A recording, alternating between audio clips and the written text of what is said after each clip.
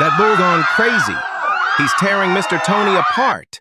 The screams echoed across the dusty farmland, slicing through the lazy afternoon silence like a siren. A massive black bull, over 2,000 pounds of muscle fury and instinct, was stomping and thrashing inside the barn. And beneath it, barely visible under the blur of hooves and hay, was a man. His shirt was torn open, blood pooling around his body as the bull slammed down again, and again, and again. Wooden boards cracked. A feed bucket rolled across the ground, drenched in blood and mud. The man's arms twitched, trying to cover his head, but it was hopeless. A teenage ranch hand stood frozen near the gate, hands trembling, tears in his eyes. "Should I go in?" he cried. Another worker pulled him back hard. "You'll die too." The bull let out a deep, guttural bellow, something ancient primal. Then silence. By the time emergency responders arrived, the man was already gone. But to understand what really happened that day, we have to go back to where it all began. Before we continue, if you're drawn to powerful, true stories about animals, their loyalty, their instincts, their heartbreak, and their heroism, then you're in the right place. Make sure to subscribe to Animal Story, where we share real emotional stories that will stay with you long after the video ends. His name was Antonio Tony Alvarez. He wasn't famous, he wasn't wealthy, he didn't post selfies or make TikToks, but everyone in the small Texas town of Del Cielo knew Tony. He was the quiet old man with kind eyes and a weathered face who still wore a straw cowboy hat and kept his boots polished even when he was alone. People said he had an old soul. He never remarried after his wife died, and after losing his only son in a freak accident 10 years ago, Tony stopped going to church, stopped going to town. He lived on a 30-acre ranch he'd worked all his life mostly alone. That is, until Toro came along. Toro wasn't just any bull. He was born sick, barely breathing legs, twisted, left out in the cold by his mother, abandoned to die.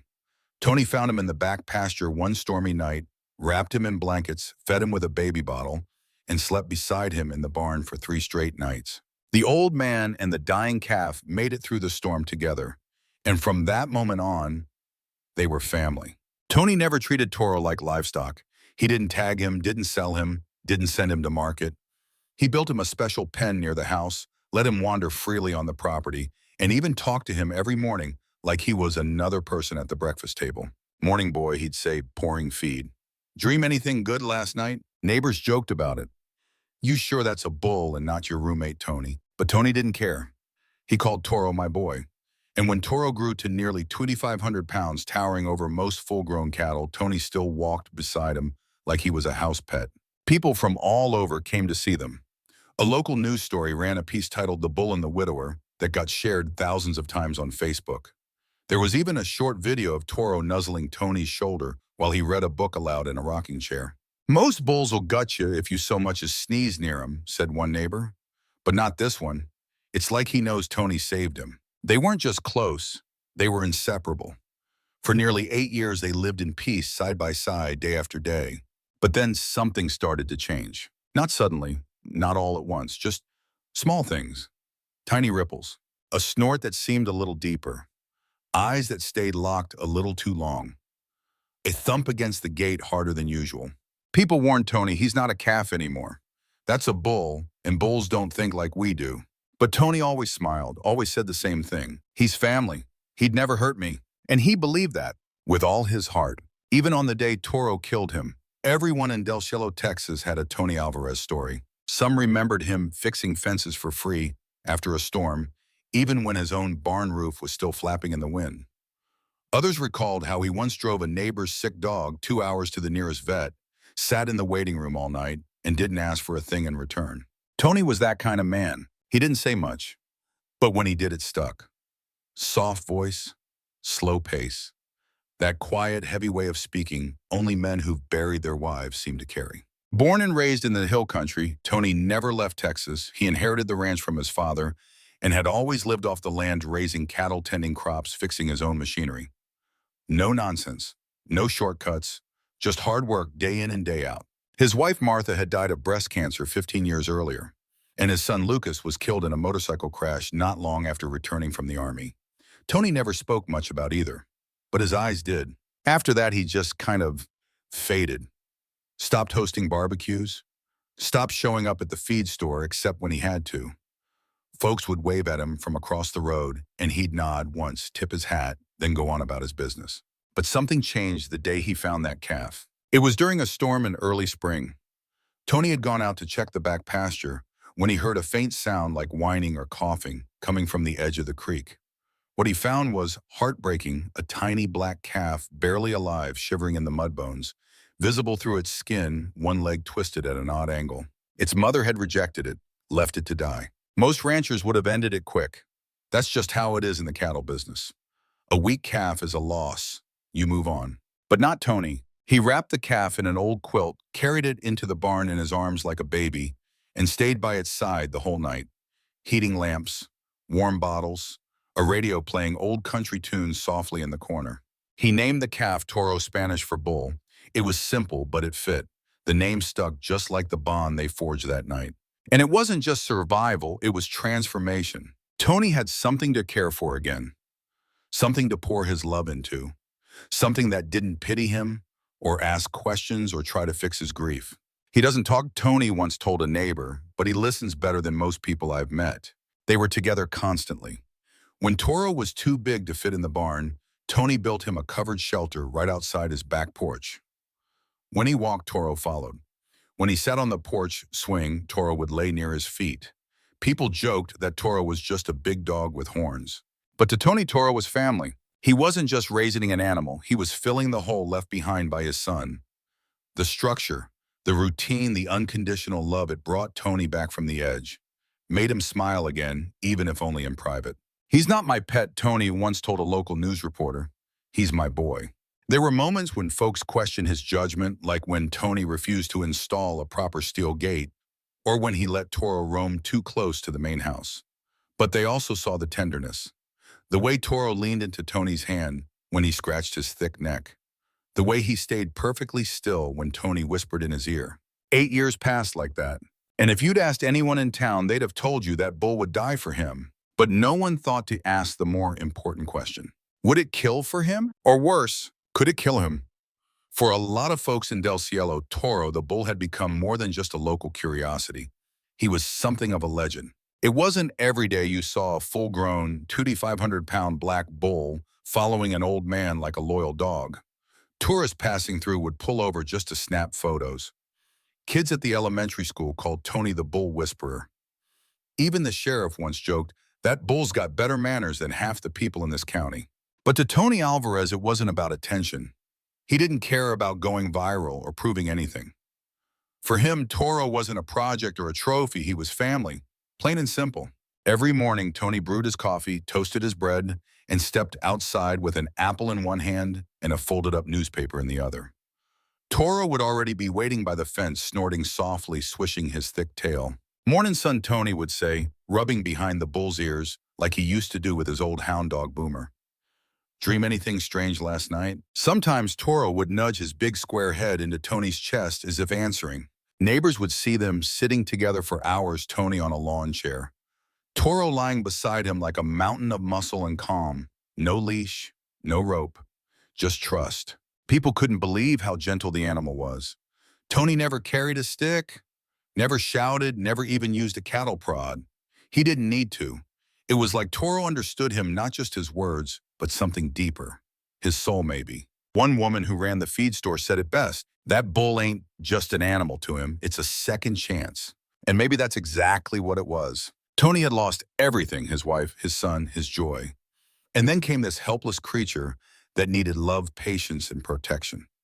In giving Toro those things, Tony gave himself something back: purpose. He built a bigger shelter, reinforced with oak beams, planted new grass in Toro's grazing area, even installed a hose system to keep him cool during the brutal Texas summers. They didn't just live on the same land, they lived in rhythm.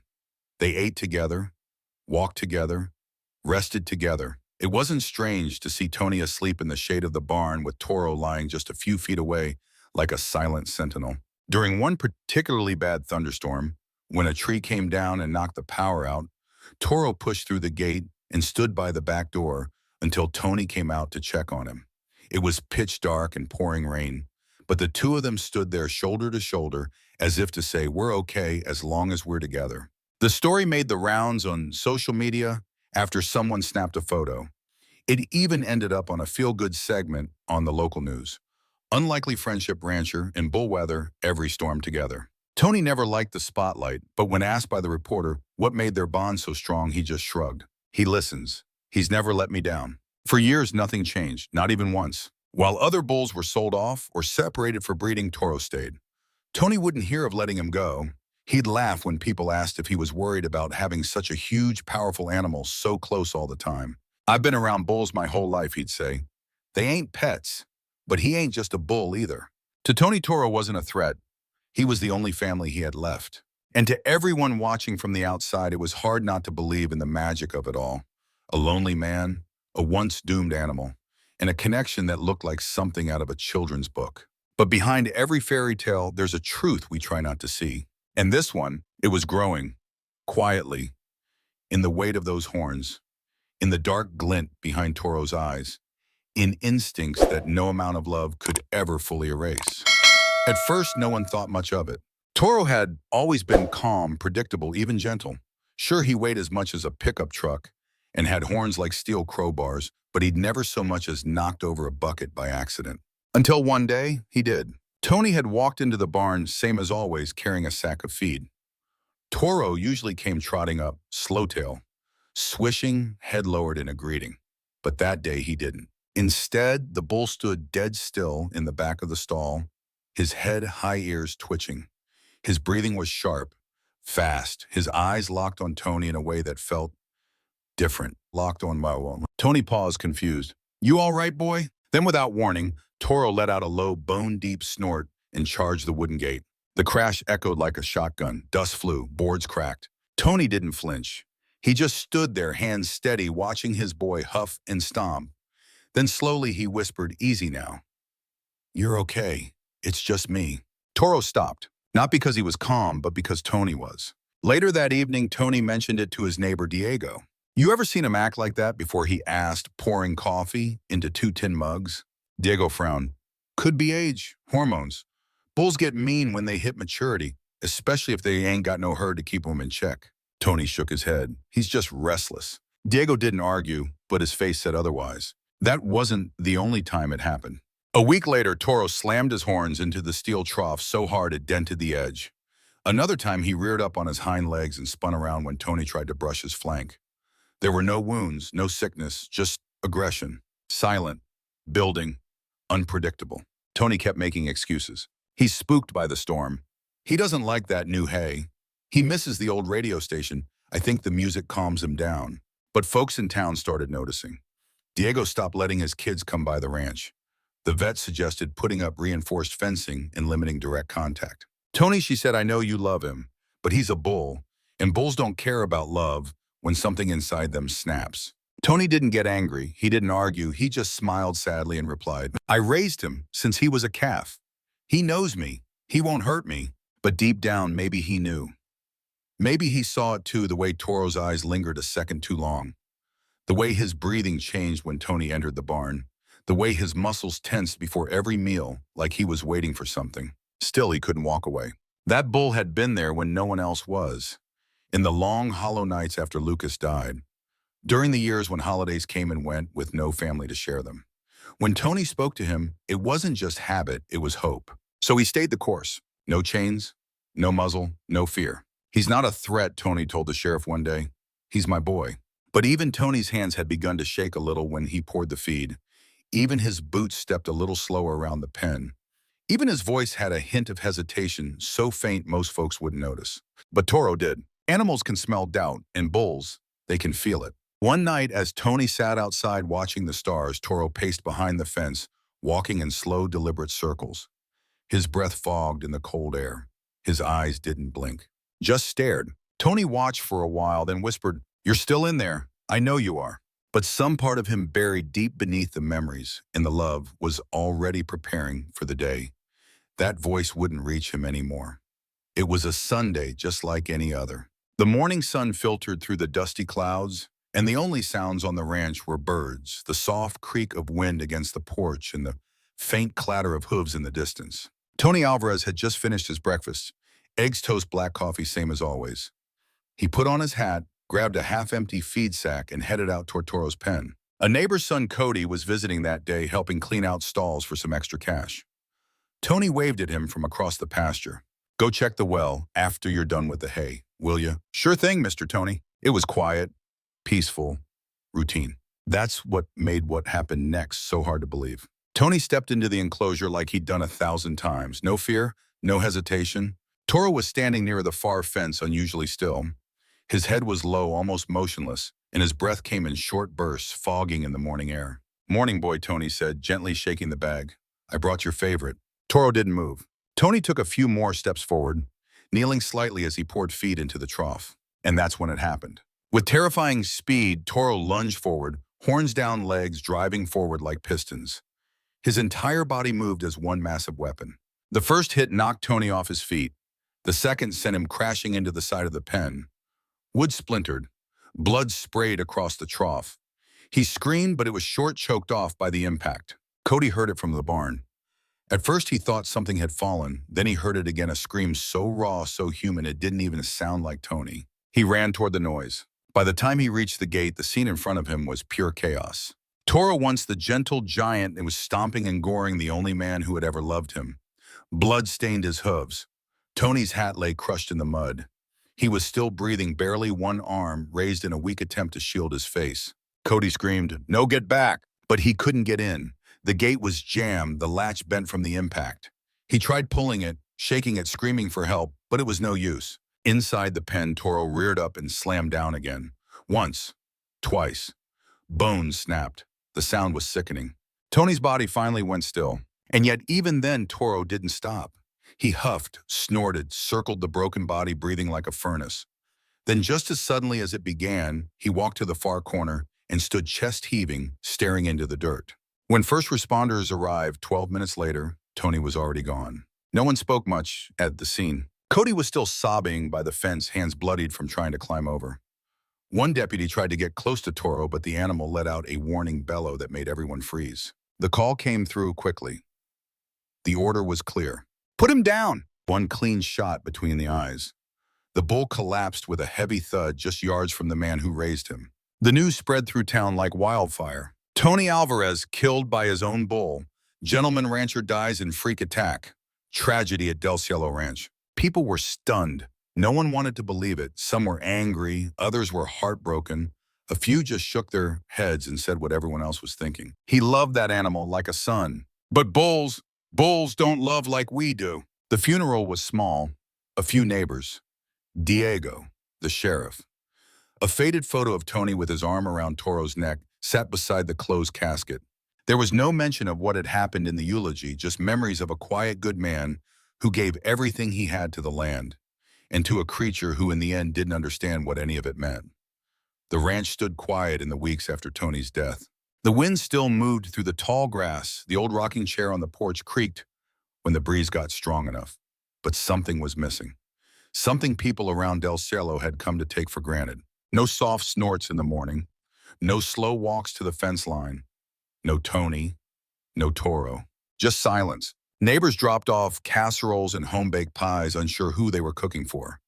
Diego stayed around a few extra days, tending the animals that remained, fixing the busted gate, wiping dried blood from the stall wall. But even he didn't say much. He loved that bull, he finally told a local reporter, and it cost him everything. The county ruled it a tragic animal attack. Nothing more. No foul play, no negligence, no charges to file. But that didn't stop the talk. People couldn't stop wondering, how could something so devoted turn deadly? Tony wasn't careless. He wasn't foolish. He was experienced, cautious, kind. He knew bulls. He knew danger. And yet he ignored the signs. Maybe because he had to. Maybe because deep down he needed Toro to be more than just an animal. He needed him to be something bigger. A companion, a purpose, a second son. But bulls don't read eulogies. They don't cry at funerals. They don't mourn the way we do. Social media lit up for days. Some folks called Tony a fool for treating a bull like a pet. Others said the bull should have been spared, that it only acted out of instinct. A few blamed the system. Why wasn't there more regulation? But most just felt heartbroken. They were so close. How could it end like this? That question, how, has no easy answer. And maybe it never will. Love, when given fully, doesn't come with safety guarantees. Not with people, not with animals, and especially not with something that still carries the wild inside. Today, the Alvarez ranch sits untouched, for sale, overgrown in places. The shelter Tony built for Toro still stands empty, quiet, clean. No one goes near it. Some say they still hear hoofbeats on cool mornings. Others say they hear nothing at all. And maybe that's worse. But this story isn't just about an old man and a bull. It's about us, our need to love, to heal, to connect. Tony saw something pure in that calf all those years ago. And maybe, just maybe, Toro saw something in Tony too. A warmth, a safety, a bond. But in the end, nature doesn't always follow the script we write in our hearts. And that's the part no one wants to admit. So now we ask you, do you believe love can truly override instinct? If you were in Tony's boots, would you have walked into that pen? Are we as humans guilty of seeing what we want to see in animals, when maybe they were never meant to carry that weight? And if you had once loved something so deeply, but it turned on you, would you forgive it? Some stories leave us with answers, but this one leaves us with questions. And maybe that's the point. If this story moved you, made you think, or reminded you of someone you love, please subscribe to Animal Story. We share real emotional stories every week. Stories that don't just entertain, but ask you to feel something deeper. Until next time, take care of each other. And remember, love is powerful, but so is nature.